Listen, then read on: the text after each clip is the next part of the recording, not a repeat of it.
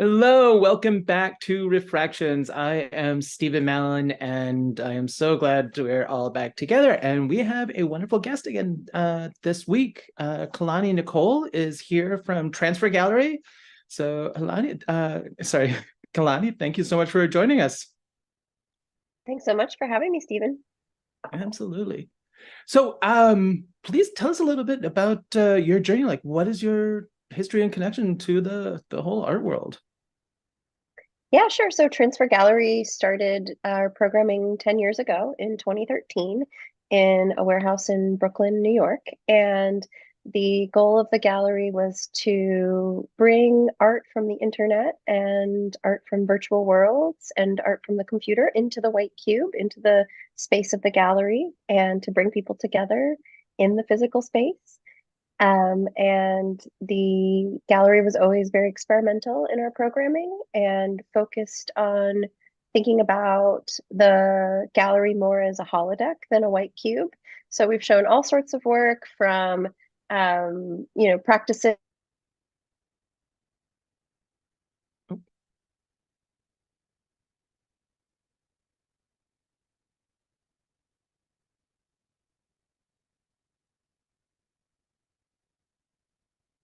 Hold on one second. Virtual art in a different way. So, Sorry, Kalani, we lost oh, your audio for 1 second there, or about 15 seconds.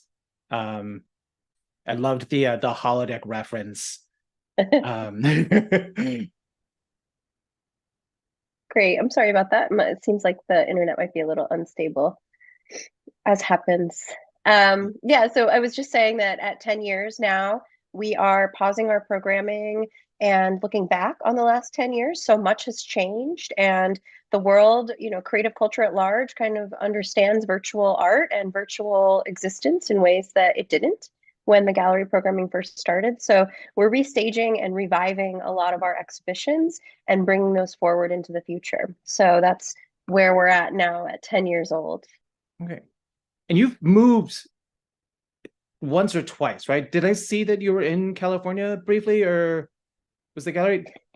Yeah, that's right. So the gallery, we started doing programming in 2017, 2018 in Manhattan, and we had some pop-up spaces in Soho. And then we also opened a space in Los Angeles, and it was in downtown LA from 2019 until the pandemic. And since the pandemic, things have really changed. It was a moment where everyone sort of caught up to where the artists had been for so long. And so our shows have really shifted to be working with other institutions and organizations.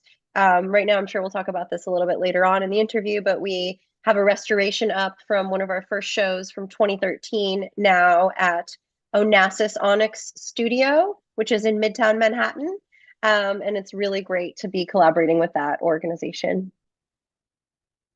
So it was one of my questions. Like, how do you work with these other spaces? Like, when it comes to like pop-up shows and everything, like, how are you finding them? Like, what's the, and I'm sure, it's site specific and, from time to time, so it won't apply to everything, but like, are they coming to you with a proposal? Are you finding them? Like, how is that even developing?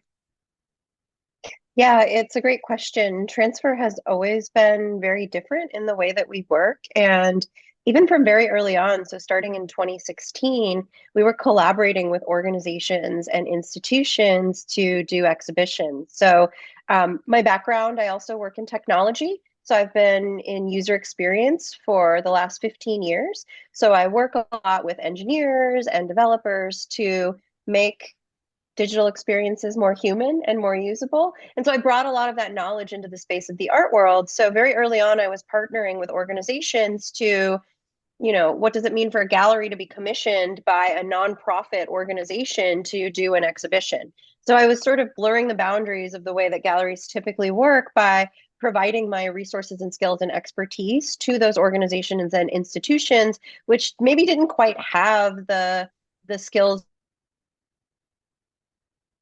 Oh,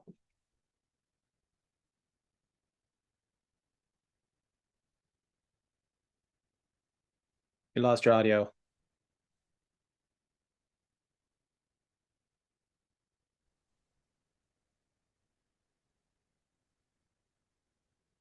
Can you hear me okay?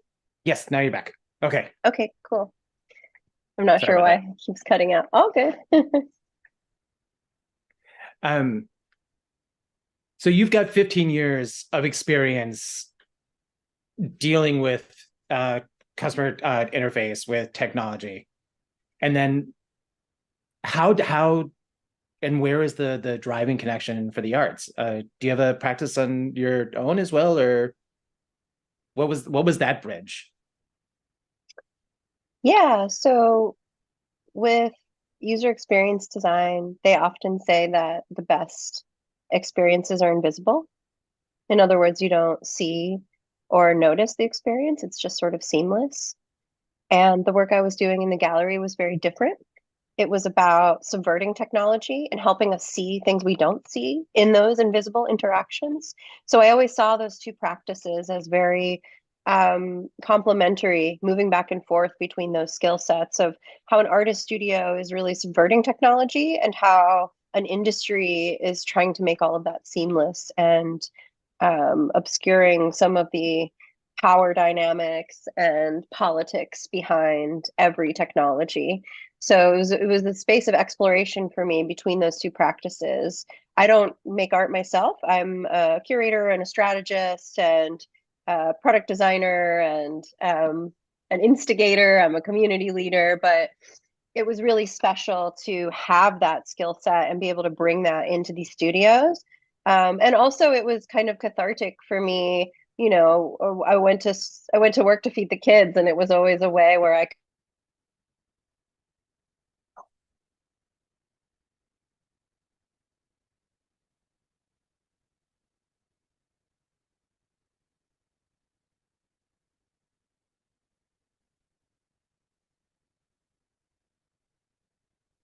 I'm not Oh, sure what's and now going you're on. up. That might be Okay. your blue. Are you on the headphones? It might, yeah. That might be the Bluetooth jumping over to another device. Hmm. Okay. Well, Um, we can try if you it can without. disable the Bluetooth on any, How's that sound? that's fine. I think that's probably what was happening. Let's do it this way. That sounds better. Yeah, gotta love it. That white device that shall not be named. Um, yeah, I was at the Cleveland Museum a couple of years ago, meeting with Barbara Tenenbaum, and they have an entire wall that's a interactive where you can literally like click on any single piece of work that's in exhibitions and in the museums, and it will show you like a path of like if it's on display, it will show you like how to walk there. And then there was also like a pop-up like historical information on the pieces. And I just found it was such a wonderful uh integration. And so are you doing work with apps and immersive as well, or is that a different kind of subset? Or did we lose? Can you not hear me?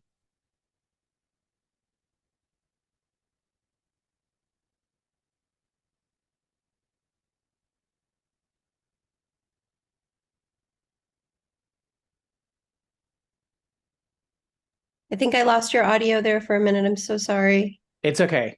I can hear you now. Can you hear me? Yes, I can. Okay.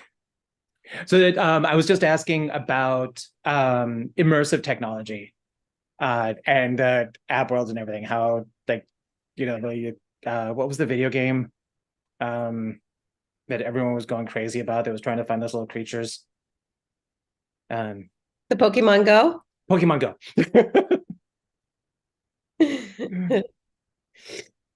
Yeah, I might have missed the question. I'm sorry. Oh, the question was about working with immersive technology in the arts, and if that was something that you're also exploring. Yeah, so back to that idea of the holodeck, the gallery always served as sort of a stage. So when you came into the space, it was a very immersive experience. And we were playing very early on with floor to ceiling projection. stopping by B&H all the time for materials and projection equipment, learning very early on about lens throws and how to really activate a space and address architecture in an interactive way. So that is a lot of what the gallery's programming has been about from the beginning. And it's, again, a space that has really popularized. We see all these consumer experiences now around immersive media. And, you know, my perspective on that is maybe a little critical. It's a sort of space of spectacle, but I think it can also be a space of contemplation. And that's sort of what the gallery's programming was always exploring. That's fantastic. And so what's the subject matter in this show that just opened in the city on Friday? I think we had gone off on a tangent a little bit because you've got a show that just opened in the city. And this was a retrospective or a piece from some of the gallery history. Yeah, so the exhibition is called New Sculpt.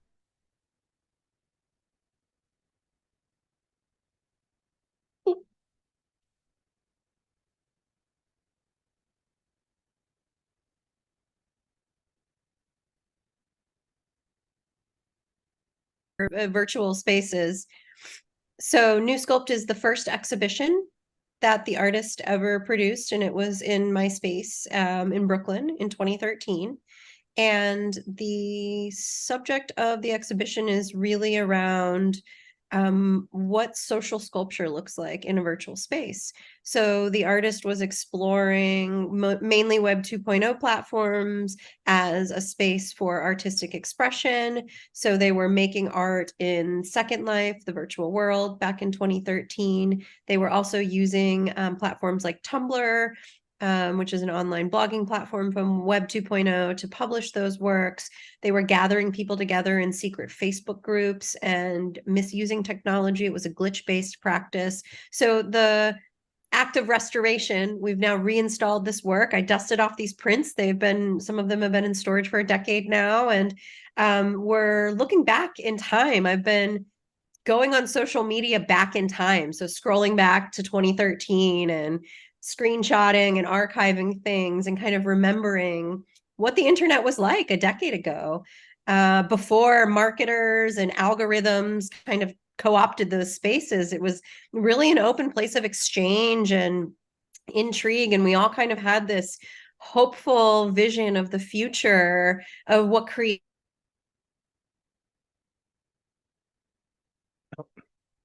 Just lost audio.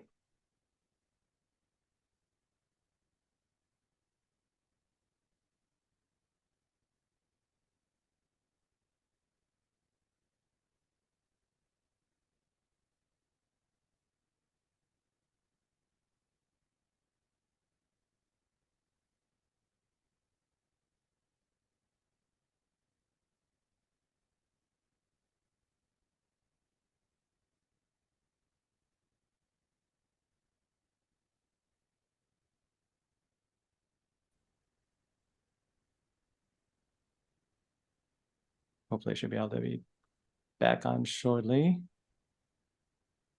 I can hear you. You can hear me? You are frozen at the moment on my screen.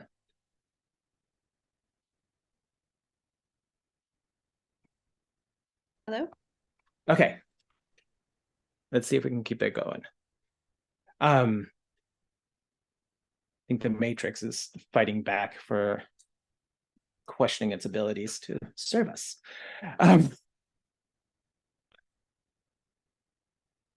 So you said you're going through the past like 10 years of programming.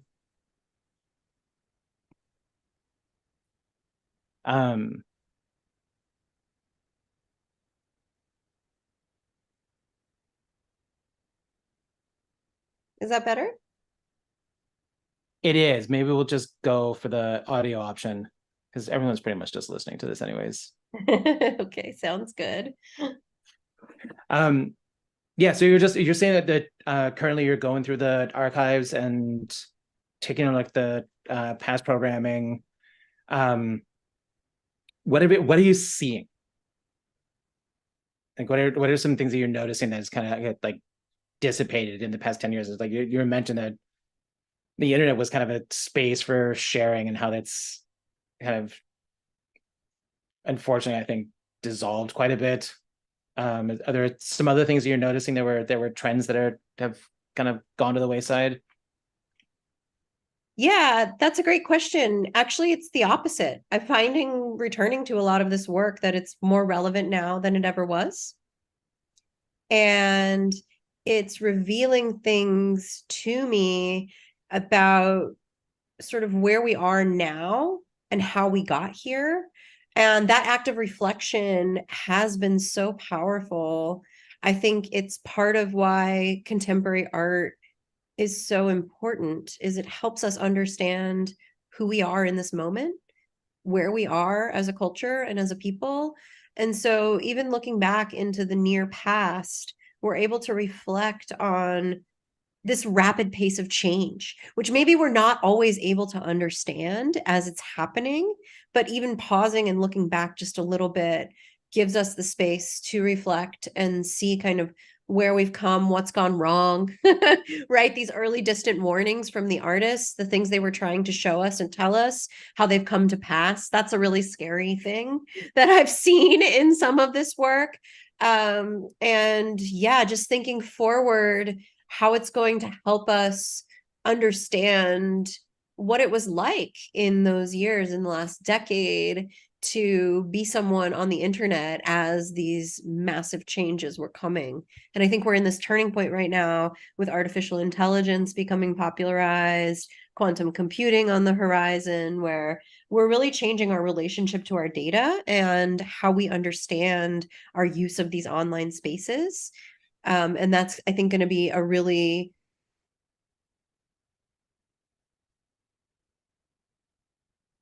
No, just cut off at the last really. Oh no.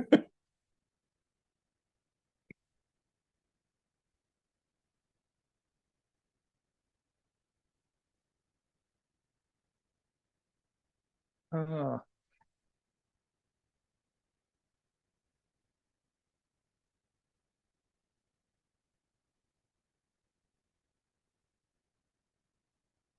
Might have to switch connection for just 1 second. Something seems to be going on.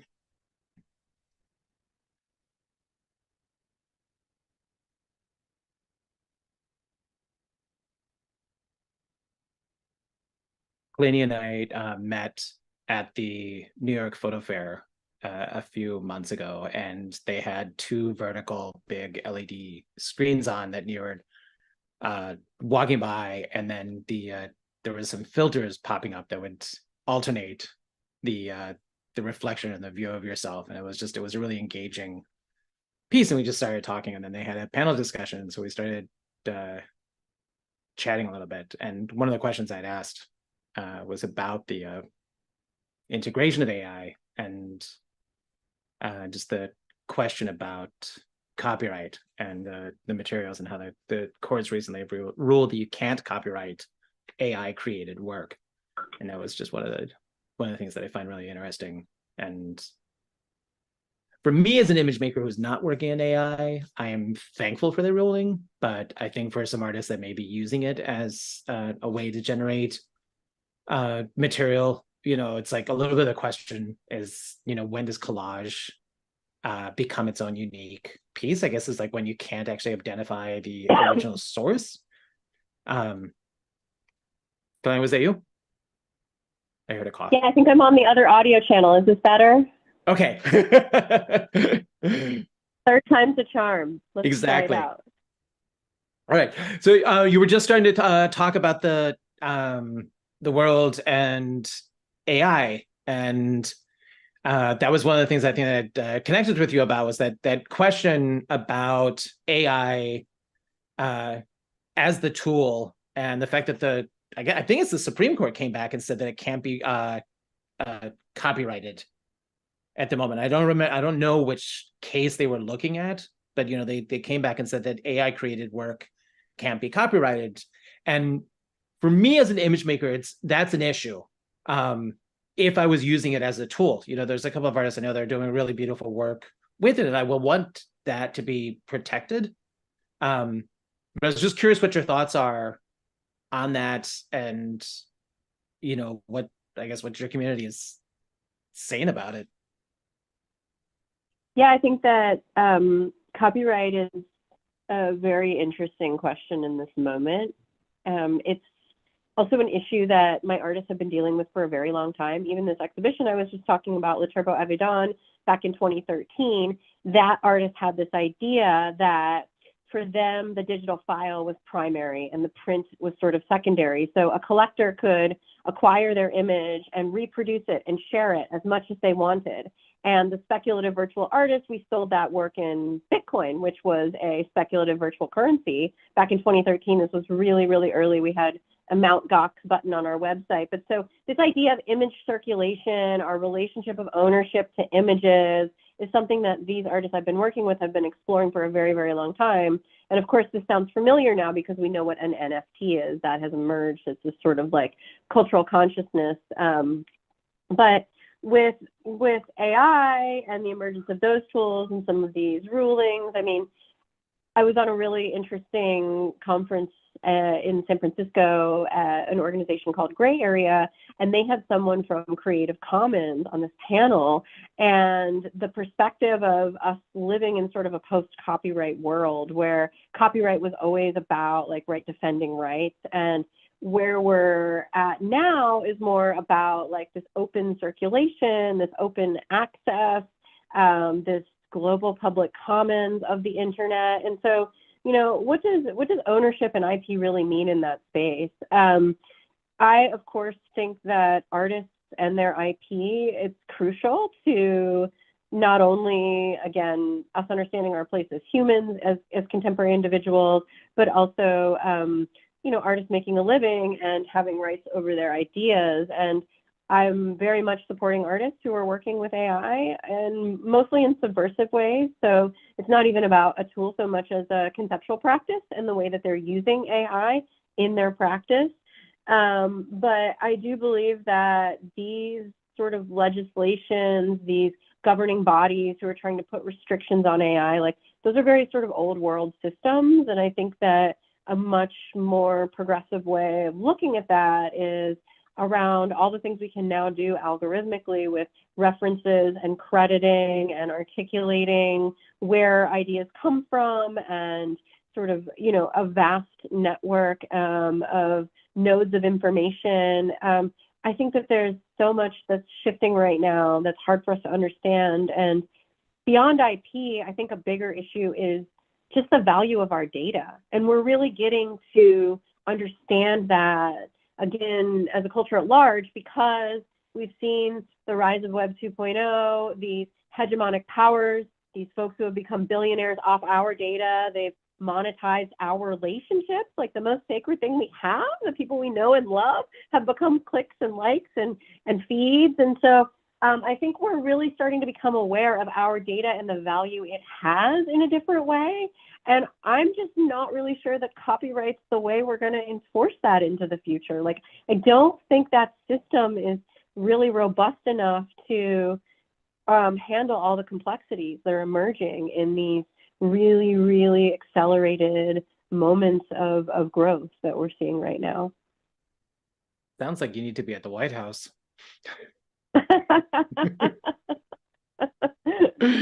I think I've lost most hope in the White House.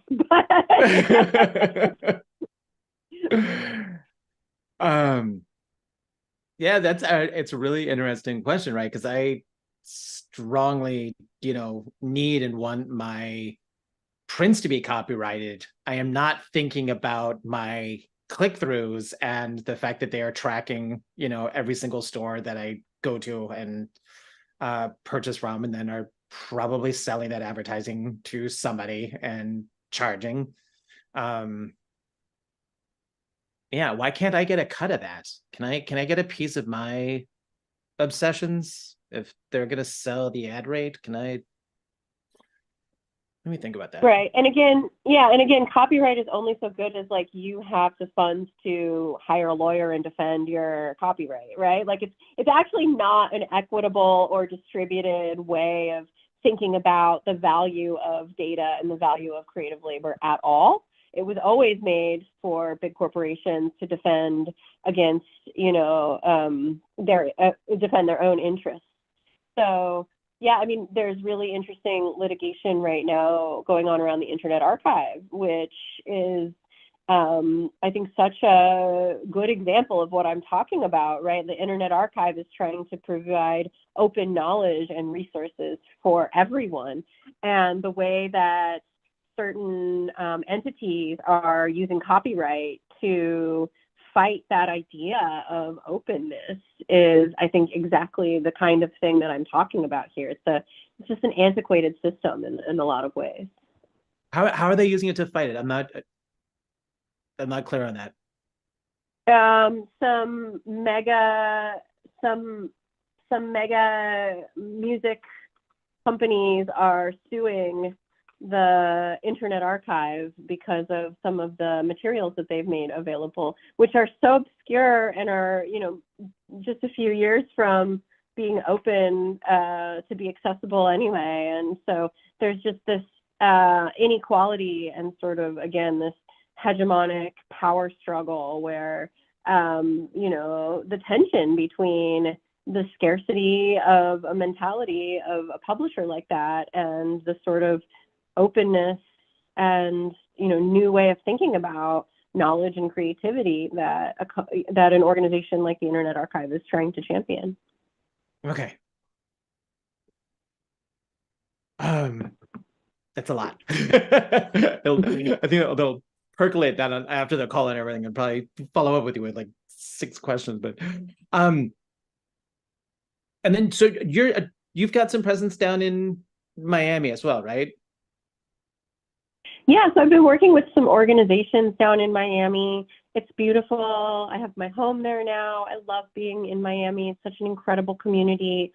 The artists who live and work in Miami are really at the front lines of so much climate change, global politics. It's a red state, but Miami's this very liberal place within this, it's the extreme of everything down there. It's just incredible the way these artists are processing what's happening at their front door. And so I've started working with an organization down there called Ulite Arts. I'm helping them start a media art lab, which is a very generative practice that we're doing, focused more on critical theory than like technology. It's more about ideas and hardware, for example. I'm also curating a few exhibitions with the Perez Art Museum down in Miami, and just really enjoying being in a new community. After New York and LA, Miami is also the next biggest art market in the US, so it makes a lot of sense to spend time down there supporting my artists and creating these salon gatherings and bringing people together around art and ideas. I didn't know it was the next largest after those 2 cities. Is that because of the art fairs, or is that just a community and just a general state of the industry? It's largely because of the art fairs. There's also some really incredible institutions and museums down there. Miami, as you know, is also, it's a sort of mecca for the uber wealthy, and they have large homes and large collections. And so it's just sort of a booming market for art as well. And it became the crypto capital of the USA as the emergence of crypto came up. So a lot of technology has shifted down there. I'm always really interested in that potential market, the technologists, who I believe have a lot to benefit from looking at art and supporting artists, again, because they are trying to share and show ways that technology can maybe be more human and more progressive. Are you going to be doing anything during Art Basel? I am. I'm speaking with a conference with the Knight Foundation. I'm doing a couple salon gatherings, one on the beach at a private home. I'm also supporting the organization and the museum. I'm about to do a big exhibition called the Transfer Download at the Perez Art Museum, Miami, in February of next year. So I'm really excited to just be around there supporting them for Art Week. There's always a ton happening. in the Yeah, it's city. gonna be fun. I'm gonna be showing at Aqua. The Oh, great. Yep. I haven't been down in like 10 years, so I'm looking forward to it. Oh, wow. I'm curious to hear your observations on how it changed. I think I started going down about 8 years ago. So, Gonna be a ride for sure. yeah. I love hearing about the art community inside of Florida because of, like you said, it's a red state and there's this kind of like sometimes like overview of the entire state, but there's still these like pockets of creativity, and like Miami has that, and the same, Houston has that. We had a conversation with the Houston Gallerist last week, and it's the same thing. Texas is this red-ish state. I mean, it might be shifting a little bit purple, but there's a great support for the arts, and it sounds like that's the same in Miami, which I never think about because I just think about Florida and then Art Basel, and like that's it. But it's good to hear that there is a community there that exists outside of that like 1 week of the year. Mm-hmm. Yeah, Miami's a very, just as it is at large, the art world also, it's very polarized down there. So there's a big gap between like a blue chip gallery and then all these organizations which are supporting artists as nonprofit organizations, but there isn't really like a middle tier, mid-market gallery scene down there so much. Okay. So it's been really interesting to like be there and be, of course, my practice is always oriented more towards the studio than the market. That's just how I find the most meaning in my work. I think that's space of meaning and the space of exploration. But it's really interesting to see kind of the tension between the haves and have-nots and how that plays out in a place like Miami. So do you see yourself more as a curator rather than a dealer? Like, where you're organizing the exhibitions that are less focused on the commerce? Is that accurate? Yeah, I mean, for the entire history of Transfer's programming, there hasn't really been a market for digital art. Like, there were only a very few collections, mostly institutions or private collections, and those were the ones that were acquiring works from Transfer. But every show we did was first and foremost about the ideas that the studio wanted to express. It wasn't about what was saleable. It wasn't about what our return would be. And oftentimes when I mount an exhibition still, it might be 9 months to a year before it returns for the artist. And that's just because of the challenges of digital art, specifically the challenges of conceptual practice, which are not so easy to shill. It's not about what matches the sofa or what can sell as an NFT, a speculative asset. It's more about, again, a thoughtful engagement with technology and what it shows us about our human condition. So it takes a real patron who cares to, step up and shape that cultural legacy alongside an artist. And media art has to be performed. I often think of time-based media art as performance in a way, because even opening up a file is an act of performance. And so every time you open a file, you're within a current state of a hardware and software system. And so when a media artwork is created, it's essentially obsolete the moment it's created. It's in a capsule, right? So a good patron has to understand how to perform that through time. And these ideas are what's really driving the next phase of Transfer, which is something called the Transfer Data Trust, where the gallery is sort of exiting to community. We're cooperativizing with our artists, and we're forming a new entity called a data trust. And it's a mix between the idea of a perpetual purpose trust, which I think we're all familiar with in the art world, oftentimes later in an artist's life or posthumously, a family will set up trust for an artist.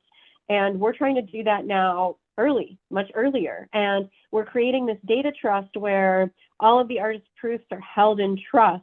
And these proofs have value, right? They have a market value. So instead of just data on a hard drive, we're actually going to be forming this entity which has unique, governance model, operating with some smart contracts, but also the ideas of decentralized storage. It's an archive that isn't centralized in the gallery. It actually remains in the studios of the artists on their own NAS drives. They retain sovereignty over their data, and we're connecting that together so that every artist is also redundantly storing each other's work. So it's this sort of resilient peer-to-peer network. And we're looking at what it means to actually assign value to our data. And so we're working with some kind of newer speculative forms called data DAOs, where we're able to prove that data is authentically stored for a period of time. And so we can actually register it as an asset that this entity will hold. So it's a really new idea. It's something like transfer was well ahead of its time. So, we're developing it in sort of iterations and working to, build a system of trust that hopefully can create a reversal of some of the power dynamics in the art world, where artists can take sovereignty over their own work, over their own practice, where wealth can be redistributed, and most importantly, where these works can find the support they need to be performed and maintained forever. And that's the goal of the Transfer Data Trust, to make sure these media artworks last forever. So collectivizing, we'll be able to find efficiencies where, say there's 5 artists who are working with a certain version of a HTC Vive headset, and it's become obsolete and it can no longer be opened. And so we'll get researchers together to treat and update all of those works at once, whereas one artist, that would be a really huge investment for the studio to do that kind of maintenance. When we cooperativize, we can find efficiencies to do that together.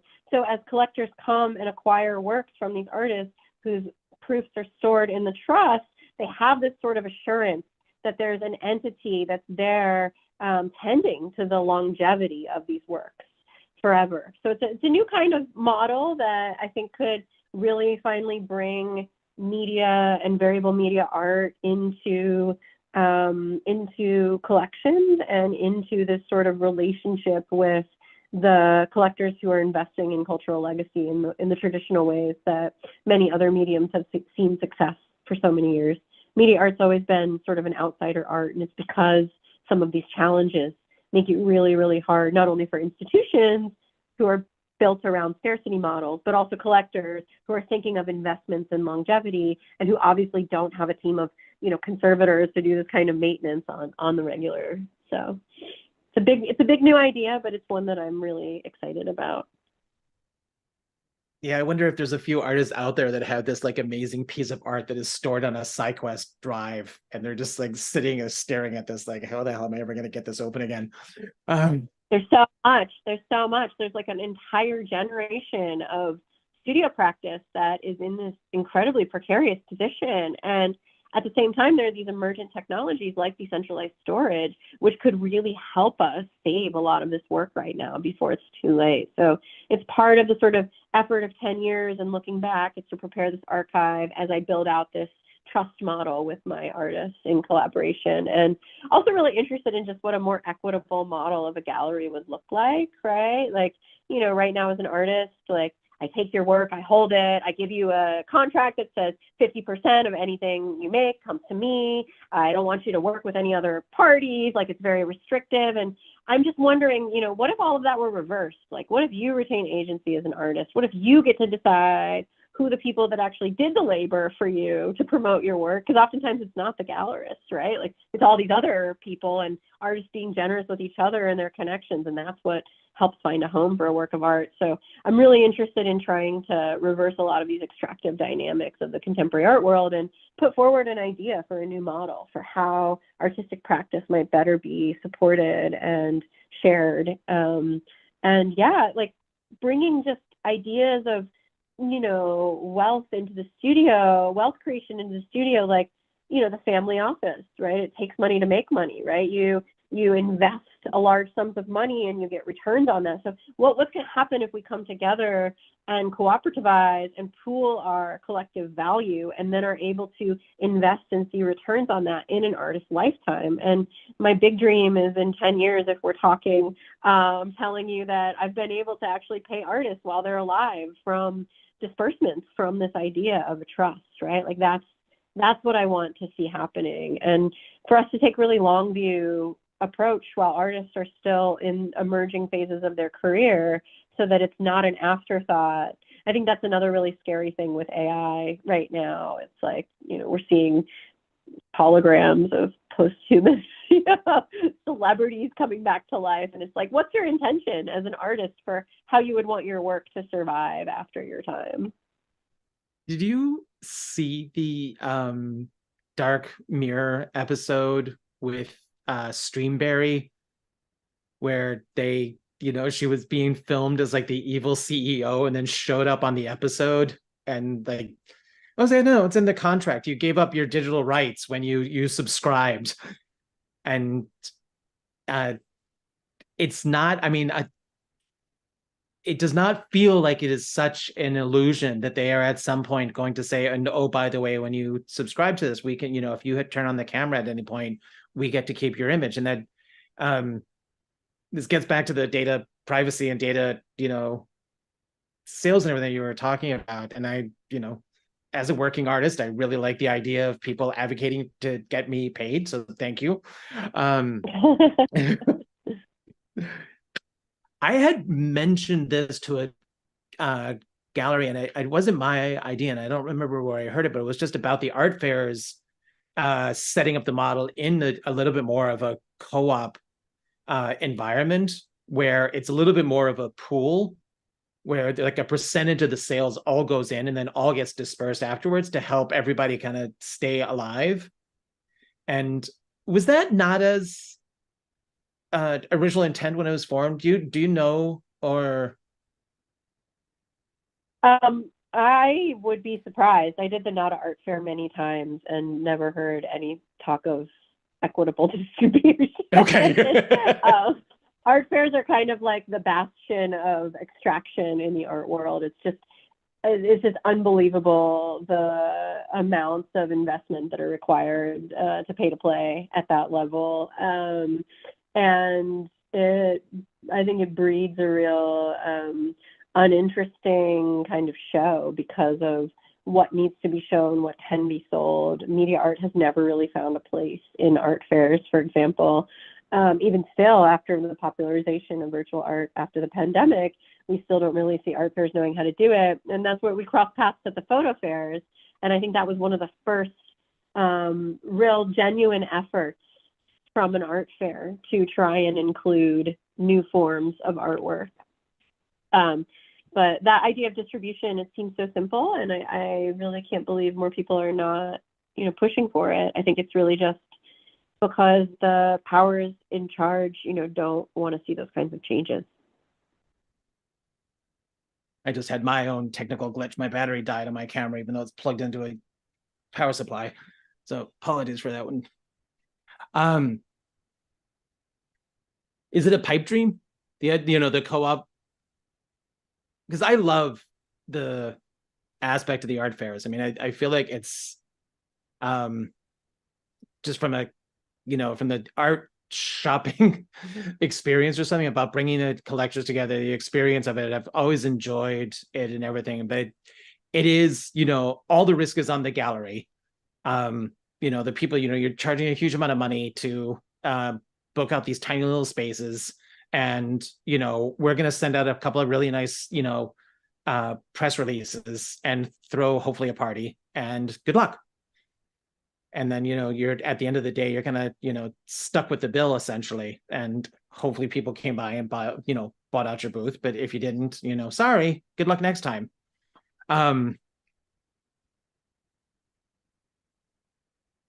What can we do to like help,